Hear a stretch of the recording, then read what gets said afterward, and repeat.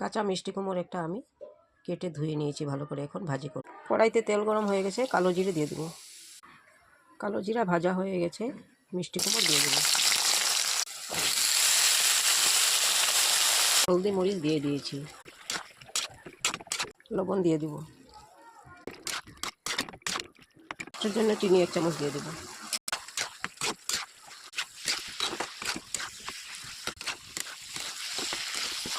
দুইটা কাঁচামরিচ দিয়ে দেবো। মিষ্টি কুমড়োর ভাজিটা আমার হয়ে গেছে, নামিয়ে নেব।